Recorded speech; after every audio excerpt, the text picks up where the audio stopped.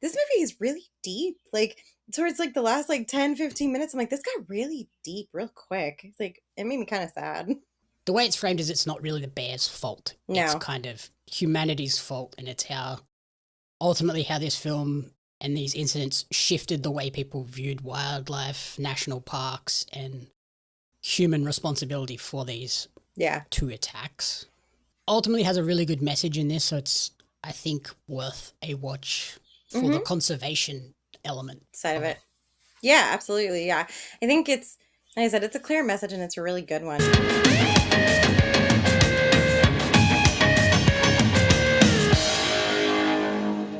Welcome to the commentary booth, where we watch and, you guessed it, commentate on the week that was in movies and TV. I'm your host and play-by-play commentator, Jamie Apps. Joining me this week, my boo-boo on colour commentary, Corrina Mabey. Oh, I get it, because you did a Yogi Bear reference. Exactly. Took you a couple of seconds, but yeah. I was like, wait, oh. Hey, boo-boo. You have a picnic basket. How's things otherwise? It's been a trying weekend. This Easter weekend has tried me. That's what we'll say. It's like, yeah. I'm just, yeah. I'm having a lot of indigestion issues that landed me in the hospital for a solid like few hours and ended up with me coming out with a good cocktail of drugs shot into my system that made me a little loopy doopy and knocked me out for like 7 hours yesterday. So yeah, still dealing with that. So if this episode goes off the rails, blame Corrina and her loopy doopiness. It's fine. It's whatever. Yeah, like it's like a volcano is just stuck in my chest and it like wants to erupt, but instead of like actually erupting, it's just hot in my chest. Because she keeps stressing over silly things that don't need to stress about. So tell Corrina no more stressing in the comments. It's a mixture. I'll say that'll definitely help. It's a mixture of stress and the fact that I like seasonings on my food. Okay, I cannot do a bland diet. I have to have some seasonings, and when I say seasonings, I mean more than just salt and pepper. Okay, like I can't. That's not seasonings. That's just normal. I need something.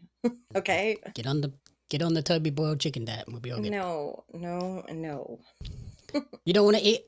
So if we pivot to our movie, you don't want to go and eat some trash out of a garbage can like the grizzly bears in our movie that we're watching this week.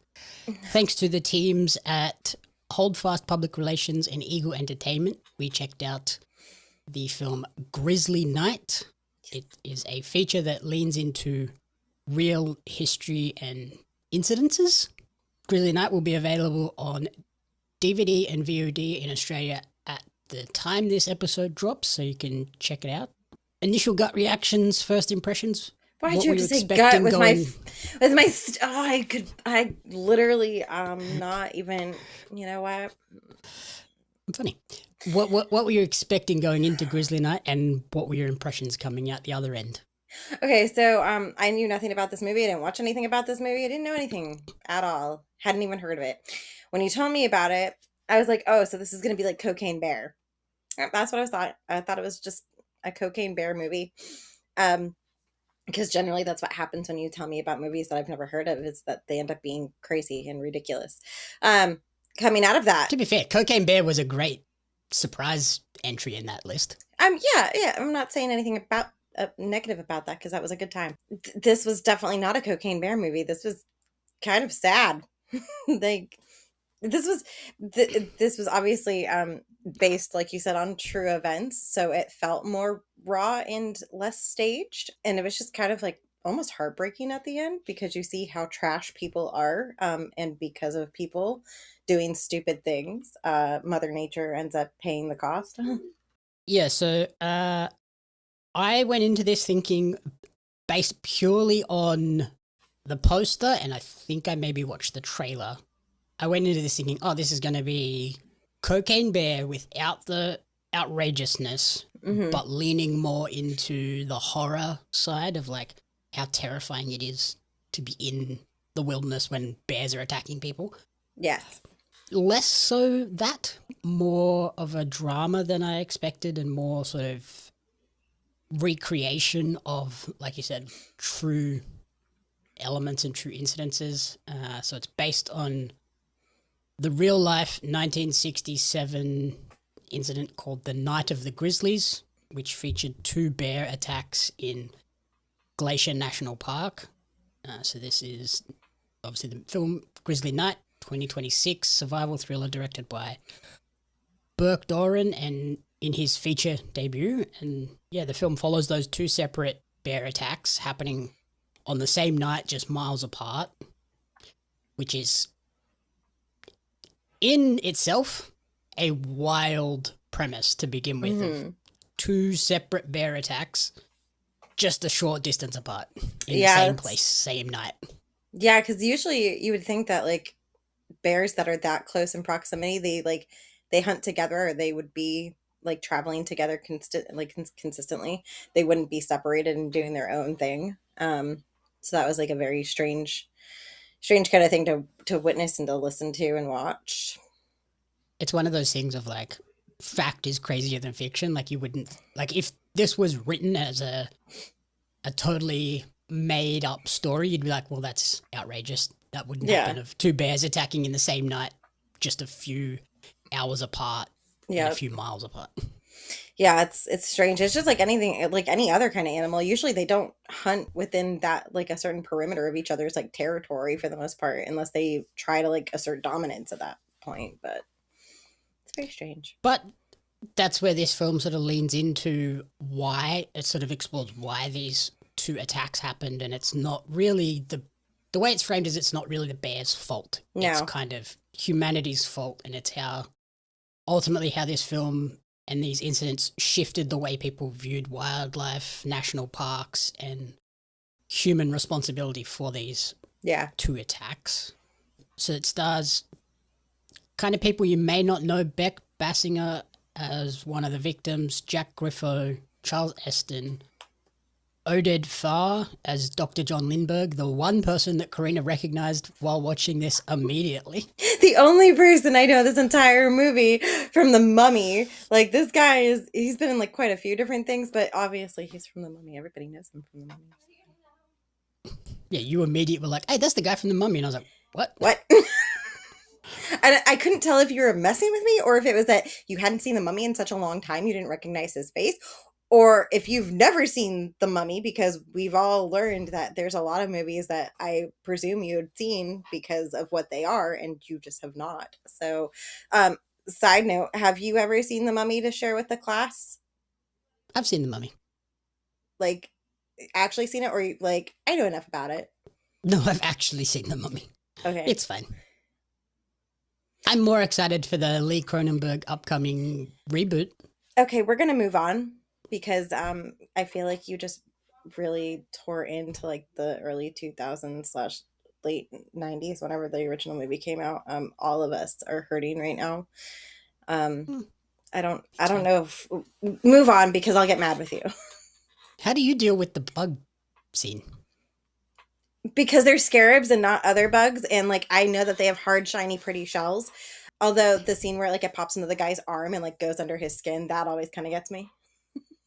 Yeah, fair enough. Have you seen the trailer for Lee Cronenberg's The Mummy? Yeah, the new one looks really cool. I'm not gonna lie. I love looks The freaky Mummy. as hell. The Mummy's one of my favorite like universal monsters in general. I've always been fascinated with the Mummy. I loved I like the first 2 Mummy movies. The rest of them in that series were kind of a stretch for me. Even the Scorpion King was as well. They were all a lot. Anyway, don't you badmouth my man Dwayne. You just never mind. Anyway, to be fair though, all of the ones that came out with that like ensemble of people, whether it was the Scorpion King or any of the Mummy movies with Brendan Fraser and stuff, they are all superior to the Tom Cruise Mummy movie, which destroyed me, and I hated it. So I'm really hoping that this one it redeems the Mummy title, because that was an atrocity that I never want to visit again. Yeah, I think that new one looks good because it's not like trying to recreate that exact story of archaeologist goes and discovers a mummy. Like, this is weird, wacky horror. Definitely more horror than any of the previous ones. Yeah, I'm excited for it. We'll see how that goes. Obviously, like I'm all about all kinds of horror things. but I won't hold my breath. I'm just going to keep an open mind with it because of the fact that it's not like an actual like remake. It is its own like spin on the classic. Back to Grizzly Bears. Yeah, Sorry. so back to Squirrel. Grizzly Night. Like I said, this felt like more of a dramatized documentary, like one of those ones that you might catch on like a 60 Minutes or something like that, where it's like recreating this stuff. Because it's Yes. the main note I made when we were watching this was like, it kind of feels like a Hallmark made for TV movie type thing. Yeah, it's like a Like dramatization of real life events almost. like it's got movie elements, but it's definitely obviously more budget and like you get that sense of this is where have they cut the corners to be able to do this and create really good looking bears. Yes. But then there's corners cut of we never actually see the bears physically interact with the people. Like you see them like sniffing around a Yes. sleeping bag, etc. But you never actually see like a bite or a scratch or anything like that. You see the result of it and you'll see like the bear swipe and then you'll see the result. You never actually Yeah. see the paw connect or the mouth connect. Yeah, it's like implied. And I mean that's smart in a way because they can get away with saving on a budget, whereas if they were to film like a full frontal bear attack, it would be a lot of CG would have to be involved in that, which gets really pricey. So the fact that they kind of leave it to your imagination of, hey, we're going to show you like this silhouette of the bear, or we're going to show you sniffing around, and then something is dragging that sleeping bag behind it, even though you don't see it, that the bear is just dragging her away. So it's actually pretty smart on their point or on their part to film it like that. And there's also like a slightly cheesy edge to it as well, with some moments that are just incredibly convenient. So we'll have like them shouting across the valleys and being able to communicate when they are way too far away to be able to do that. And then like the timing of certain things like is just, oh, that's convenient as well. Yeah, or I think one of my favorite things was like when they're in the helicopter and he's like, I've only flown it in the daytime. I can't see anything at night. But then he magically has a spotlight on the helicopter when he's landing. Yeah, Like, as he goes to land, he's like, oh yeah, I got a light. I forgot I had one of those. Okay. Good to know you're flying blind for no reason right now. Yeah. But I think like in saying that, so yeah, it is obviously you got to go into this expecting like straight to DVD or straight to like streaming level. Yeah. But at the same time, I think it does kind of work as well because like you said, it ends up being a lot more sad and heartbreaking than I ever anticipated this being. Yeah, the ending of this is one of those like Bambi moments, and it made me so upset. And I'm just like, Yeah, there's a yes. scene at the very end where you're like, okay, bro, whoa, Mhm. did we have to show that bit? Yeah, so it was like a Bambi moment for me, and I was like, oh, this movie is really deep. Like towards like the last like 10-15 minutes, I'm like, this got really deep real quick. It's like it made me kind of sad. There was also a few sort of logic gaps that I noticed as well. Like these people are out in bear country. Like there's people specifically going to this national park to view bears, Mm-hmm. but there's no guns in the bear lodge. There's no bear spray anywhere to be seen. Nope. And it's like, come on, guys, we're going camping out in the wilderness where we know there are grizzly bears roaming around, and we're not going to take a gun. We're not going to take some form of bear spray protection, just nothing. So it's like, yeah, that's a bit not a great part, but I guess it's the 60s. Maybe they didn't assume they had bear spray then, but maybe they didn't. But they definitely had guns. Yeah, well, that and also the fact that you have this lodge that is like purposefully leaving food out to attract the bears as like a tourist trap kind of thing, just so they can get visitors and stuff. That is such like and I feel like that is such a 60s thing where they're just like, oh yeah, we don't know anything about Mother Nature and like cause and effect, or we just don't care about it. So let's go ahead and do this. But yeah, like you said, they don't have any bear spray, and you would think that of all things, like that's something that they or would a have. rifle at least one rifle in the lodge. Something like in case of emergency break glass kind of moment. But no. Why would we have that? Also, there's elements where the dialogue can feel a little bit sort of staged and overly convenient. Yes. And then like it never really fully commits to either being the thriller horror side or the grounded docudrama thing as well. It kind of sits in this weird in-between space, so you never really can settle in on what is going to happen next, which I guess is good, but also not the best in terms of, okay, I'm committing into this. Yeah. Yeah, because there are elements of it that are kind of scary, or like it makes you like think like, oh God, what's going to happen next? But then at the same time, it's like, that was too easy of a getaway there, kind of moment. Also, just please don't bring your dogs camping with you if it's like a 2-pound chihuahua that's gonna like just run around and do nothing for no reason. Yeah, I assume that's not a rule in the States by the looks of it. You can take dogs into national parks? I believe you can. Like, I don't know, because I think the only people that I know... They're probably supposed to stay leashed. Yeah, that's true. But the only couple that I know that goes camping, that brings their dogs, both of their dogs are service animals, so they can't really deny them access. I don't know of anybody else that brings their dogs actively hiking and camping with them. I just think that's kind of scary in general and a little bit sketch, because on the off chance that you come across, like in Florida, we got bobcats and stuff like that. Like, we even have coyotes running around here and stuff. So if you're camping with yeah, and bears. So yeah, if you're camping, I feel like that's a risk, even if your dog is on a leash. Like, that's quick bait for a giant bear. Yeah, because I know like here, there's areas where you can take dogs in national parks, like out at Hymes Beach and like the beaches and stuff. There's specific beaches where you can take dogs, but like in the like the gated off, this is the national park, you cannot take an animal in there. They're like, nope, you do not bring a dog in here, even if like you keep it on a leash and they're just walking. No. Yeah, for good reason, probably, because it can introduce like diseases and stuff like that into the environment that they don't want, and then it can also like potentially attack animals or stuff like that. So. Yeah, so this lady got lucky with her little dog being, a scaredy dog, but it just added an extra element of like, why would you do that? So it was like, that was one of those moments where it was just like, okay, this is a little bit cheesy, because no one in their right mind would go camping with like a little 2-pound nothing dog and carry it. They aren't even letting the dog walk. They just carry it everywhere. I'm like, that's a purse dog. They carry that dog everywhere, which is take it to the Hilton. Attention, trading card collectors! Are you ready to take your collection to the next level? Dive into the action with the limited edition Australian wrestling card, showcasing the most electrifying talents Australia has to offer.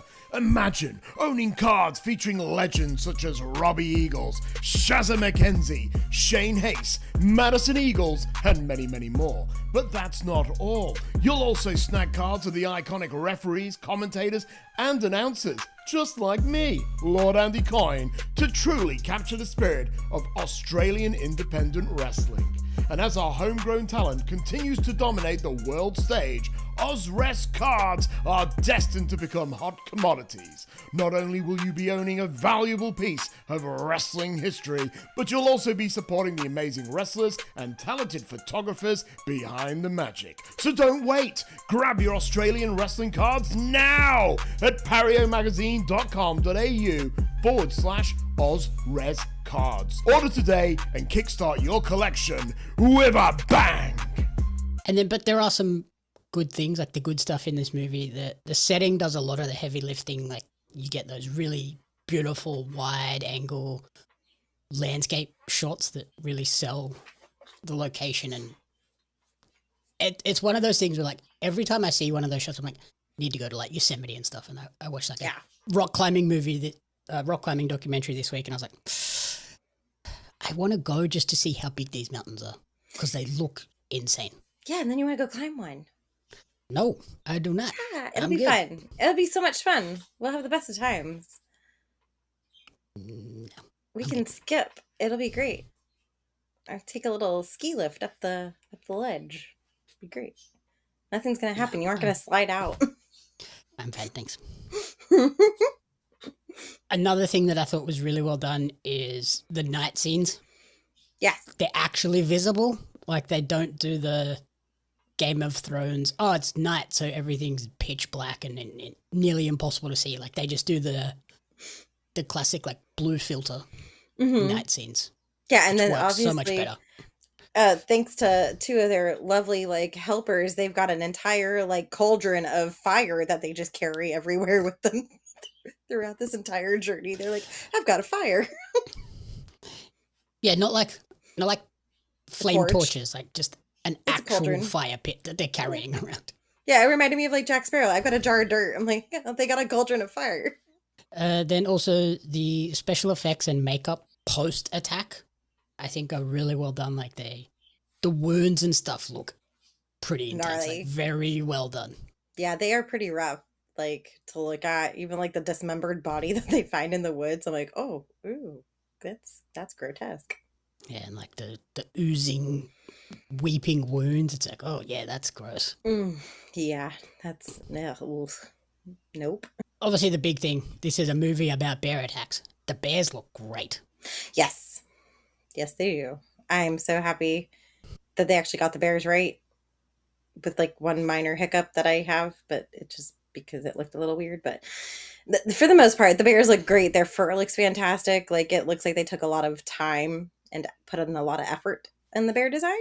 Yep, and like they look like they're actually in the world. Like that's my big thing with a lot of sort of these CGI animals or monsters in recent years, where they feel kind of weightless. They don't feel like they're grounded in that world. Like we saw it with.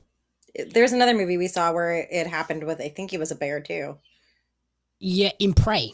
Yes. Yeah. Where the bear's running along and it doesn't feel like it had any weight to running through the river. And yeah, it looked like it was just like, it looked like Jesus walking on water is what it looked like. Yeah. Whereas these look like, if you'd told me that they used real bears for this, I'd have been like, yeah, that makes sense. Yeah, 100%. The only, like I said, the only one that was weird is the baby cub. Like the little baby cub looks a little rough. Looks a little wombatty. Yeah, he doesn't look like a baby cub, but it's, you know, I'll let it slide just because they did so well with the adult bears. But yeah, the baby cub is just, but you don't see him for very long, so that's, I guess, a positive. Positive, negative, bit of both. A little bit of both. 6 of one, half a dozen of the other there. But then, like, obviously the big core of this is the real life story with the actual events, with the two fatal attacks in one night after decades of nothing. What an incredible story and tragic story, really. It is, and I think I appreciate the way that this movie, like the way that this movie ended up being. Ugh, I can talk, because of the fact that we went into it with a totally different mindset, and then it wraps into like almost like a conservation style, like PSA, which I think is great because there are so many people that are just so uneducated about nature in general and what's going on around them when they go and visit these kinds of places. So I think that message is actually super important, and I'm glad that they were able to incorporate that towards the end of this. As goofy as parts of this were, I think the message is extremely important, and it came across really clear. And the fact that they don't frame the bears as the monsters or the villains, like they give you context for why these two attacks may have happened in that one night. With there's a major bushfire happening in one end of the park, which is potentially displacing animals and bears and pushing them together into this confined space, and also like campers and everything in this same space as well. You have record visitor numbers in this park at the time, so the rangers are kind of run off their feet and dealing with putting out this fire, dealing with campers and crowd visitors control and all of that, and like trying to keep that all in check. So the rangers are overwhelmed, and then you see sort of the people that are running the lodge, they don't have a big enough incinerator, so then their solution is, we'll just put the food out because then that'll draw the bears in, which will get more visitors, and it's just like boost tourism. They created, it's like the ultimate lit the match and just watched it burn down, because like worst case scenario, all of these things combined and created this horrible thing with the bears. Yeah, it's terrible. You just wanted to say the bears. The bears. Yeah, it's tragic, honestly. I mean, I'm not saying that, you know, the maulings weren't terrible either. Like that was awful, but then the fact that, like, you know, this ended up spawning ultimately like a bear hunt season kind of thing, which is still a very controversial thing that gets brought up almost annually over here in Florida, which is ridiculous. In my personal opinion, they have like an annual black bear hunt that goes up on the chopping block for vote and stuff like that. And there's no reason for it. Like we're not overrun by any means, I don't think. But yeah, the fact that like they almost hunted the grizzly bears out into extinction because of said incidences like this and other ones. It's just, and it was all human error essentially for no reason. Yeah, like it's all of this sort of complacency ultimately, because like I said, we see them feeding the bears to encourage them to come closer to the lodge so that they can give the visitors that experience. Yep. There's been reports of rogue bear activity, which they kind of ignore. Yep. So all of these warning signs that were potentially leading to this really tragic night of 2 fatal attacks were just ignored. And like, yeah, they're still letting campers go out and camp, just camping under the stars, knowing that there's all of these things, putting these elements in place. Like the chessboard is set. It was just a matter of whether it all came to be. Yeah, it's kind of like Jaws and the 4th of July, letting everybody on the beach knowing that there was a shark, and they were like, well, we don't want to risk tourism. It's the same concept. We can't lose money, so we'll just, pretend it's fine and everything gets swept under the rug. Yep. And like you said, it ultimately led to this big hunt where the bears were aggressively hunted after the fact to try and find the bears contributed to this attack, which led to 5 grizzly bears being killed. The 1 cub that we see is also killed, which is like, awful. That sucks. But then on autopsy, only 1 of the bears was confirmed to have attacked one of these people. So they're still unsure whether it was another bear that wasn't killed or if it was this one single bear that did both. So that's a bit crazy. Yeah. And it turns out that bear also had glass in its gums. So obviously it's been feeding on the crap that the people are leaving out. Yep. And the glass is like aggravating it. So it was always going to be an angry bear. Yeah. There was nothing you could do to stop this bear at that point. Nope. Just gotta love people. But thankfully there was sort of a somewhat good outcome to this in the end, where it led to new no feeding rules in every national park around the states, and then significantly improved bear education across all of the national parks as well, which is where you kind of get into the Smokey the Bear thing or being brought up. And it's like, like you said, it's ultimately has a really good message in this, so it's, I think, worth a watch for the conservation element side of it. Yeah, absolutely. Yeah. I think it's, like I said, it's a clear message and it's a really good one. It's just all about, trying to think, it's almost like a baby. Like you've got to remember that like they're just animals and they think with like a little itty bitty brain. And it's instinct. Food. It's not like conniving, plotting, like I'm going to kill these people. Yeah. Like, I'm hungry. Yeah. It's like, that's why they have like the bear proof trash cans and stuff like that. Even like they have them in a lot of the parks and stuff like that here, but they also have them in neighborhoods because over in like Ocala, forget it. In parts of Sanford, they all have bears. So they all have bear proof trash cans. So it's just a matter of using common sense, really, that these people just didn't really showcase that at the time. But, at least we've kind of evolved, hopefully, I would hope. Yep. So then, trivia-wise, the film was filmed near Park City, Utah, which is where we get all those awesome Beautiful shots of the Utah wilderness. Mm-hmm. And they filmed it in a really quick timeline as well. So this was shot between August and September of 2023. Oh, that is a really small timeline. Like a month and a half, smashed it out. That's pretty Do quick. you think that kind of shows in the film or not? I can probably see that a little bit. Parts of it just feel kind of rushed. And like you said, like there's not a ton. This isn't a movie that required a ton of acting necessarily. It was more of like, ooh, look, we've got to go find this bear. But wait, we're in danger. We can't go find this bear kind of thing. So I don't think they depended a whole lot on that kind of stuff. And then during that time of year, I don't see a lot of elements as far as like outdoor elements really affecting them shooting. So I don't know. I think they kind of got lucky, but it does show a little bit in like the small little parts. But again, this isn't a huge budgeted film either, so I'm not expecting top quality things. Yeah. Like there were a few elements that I would have liked to see explored more in terms of like what led us to all of the lodge, how it got to the point where it was like, yeah, I'm going to do this, I'm going to do that, like encouraging that, and a bit more exploration on the group that is at the lodge. Like we really don't get much of them. Like it's mainly the doctor and the park ranger are the lead. Yeah. From that side, and then you've just got the campers who end up being the victims. Yeah, and then you do have like a couple like it seems like they're locals and they just are traveling in there to kind of almost ridicule the like tourism groups because they're making fun of them being from like big city folks and not understanding things, and they're also the first ones to assist in trying to locate the campers that have been attacked. Yep.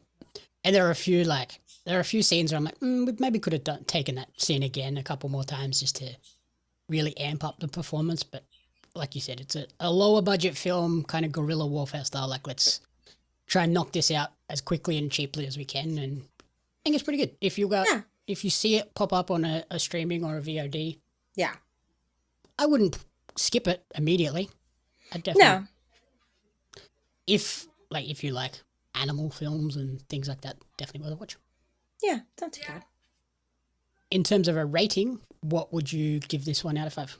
This is probably going to be like a solid, like probably 3 for me. It's not awful. It's probably like a one and done for me, but I appreciate that they were able to get across the message of what they were trying to accomplish with conservation and like understanding and stuff like that. And also the bears look fantastic. So that's the main thing that rides that my rating rides on, is just the bears themselves look great. Yep.